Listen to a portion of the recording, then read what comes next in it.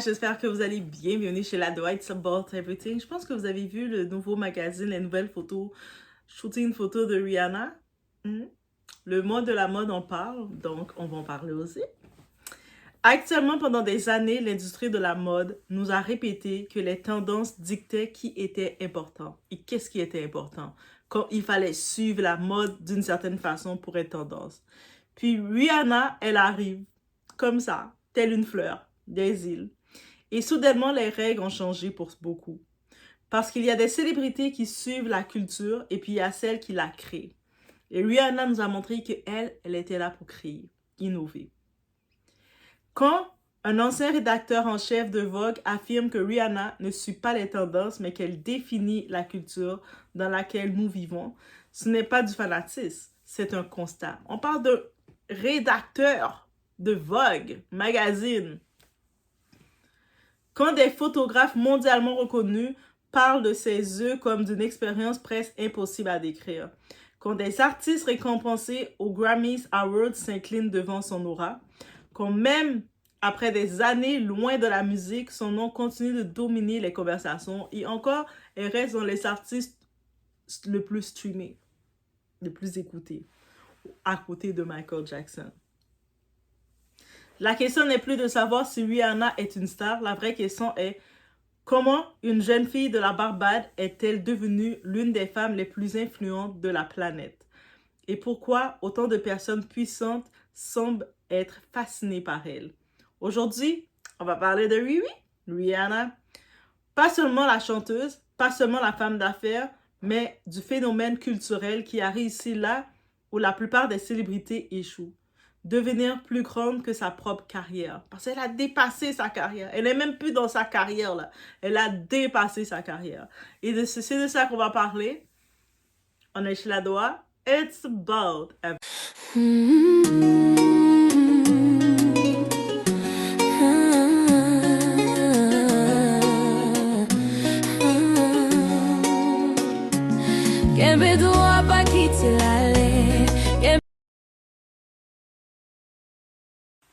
Pendant que certaines célébrités passent leur temps à courir après les tendances, Rihanna est devenue la tendance elle-même.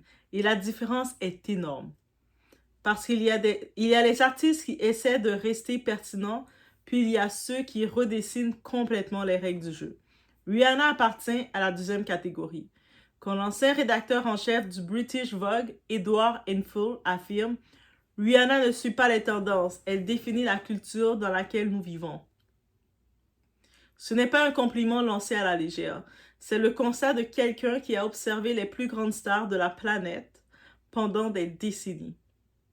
Et pourtant, même après 15 ans de collaboration, il continue de parler d'elle avec admiration. Pourquoi? Parce que Rihanna a accompli quelque chose que très peu d'artistes réussissent à faire. Elle est devenue plus grande que son métier. Au départ, Rihanna était une chanteuse, une excellente chanteuse, puis elle est devenue une superstar. Mais aujourd'hui, quand Rihanna change de coiffure, Internet en parle. On se rappelle la période couper les cheveux, le dégradé, les bobs, les couleurs, le rouge vif. On se rappelle tout de ça.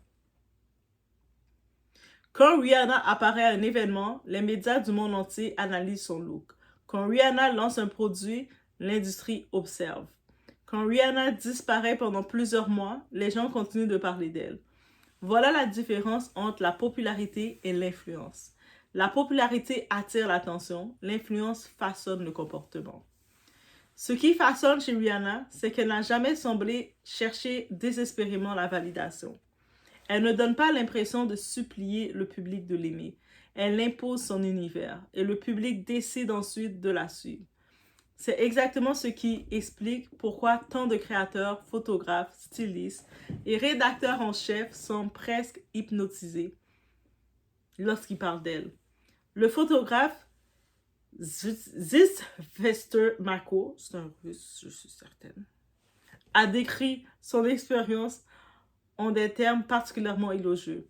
Il parle de ses yeux comme étant lumineux et presque impossibles à décrire. Il explique avoir été profondément honoré de la photographier. Imaginez un instant, des photographes qui ont travaillé avec certaines des plus belles personnes du monde, les plus grands noms de l'industrie, Des artistes qui côtoient quotidiennement mannequins, acteurs et célébrités, et pourtant, lorsqu'ils rencontrent Rihanna, ils ressentent encore le besoin d'écrire des textes entiers pour expliquer ce qu'ils ont vu. Cela en dit non. Son aura est marquée. Mais attention, ce n'est pas uniquement une question de beauté, parce que des femmes magnifiques, il en existe partout. Ce qui distingue Rihanna, c'est l'ensemble du package, qui vient au-delà de juste la beauté. On parle de la présence, on parle de l'assurance, le mystère, l'intelligence commerciale, la capacité à comprendre les codes culturels avant les autres. La plupart des célébrités suivent les vagues. Rihanna semble souvent les voir arriver avant tout le monde. C'est aussi pour cette raison que certaines personnes ont du mal à accepter son statut. Elles regardent Rihanna et se demandent pourquoi elle précisément. La réponse est simple. Parce qu'elle ne vend pas seulement une image, elle vend une vision. C'est sa vision qu'elle est venue nous présenter. Son identité. Et une vision cohérente finit toujours par surpasser une simple beauté ou un simple talent. Pendant que certains artistes produisent album après album pour rester visibles, Rihanna a réussi quelque chose d'encore plus impressionnant. Elle est devenue un symbole culturel. C'est pas pour rien qu'on l'a nommée ambassadeur de la Barbade, qui représente son pays au point de vue. On la voit comme dans les universités, qu'on l'invitait dans des événements culturels, sociaux, caricatifs. On utilise le symbole Rihanna. Même en l'absence de nouvelles musiques, oui, je sais, beaucoup de fans vont dire Rihanna fait la musique, elle n'a plus besoin d'entrer dans la musique. Même en prenant du recul, elle a décidé de faire beaucoup d'artistes qui décident de mettre de côté la musique pour faire leurs enfants et revenir dans la musique, c'est compliqué. Alicia Keys peut le témoigner. Mais elle, on le voit. Elle est dans le game. Même quand elle décide elle a ses petits bouts de chou, ses enfants, c'est eux autres sa priorité. Et ou sinon de passer, de supporter son partenaire, son mari. Mais on le voit qu'elle est encore là.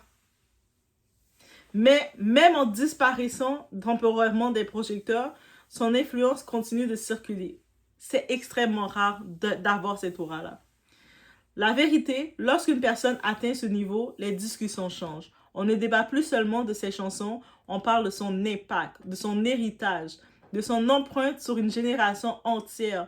Et c'est probablement ce que Edward Enfield voulait dire lorsqu'il affirmait que Rihanna ne suit pas la culture, elle contribue à la créer.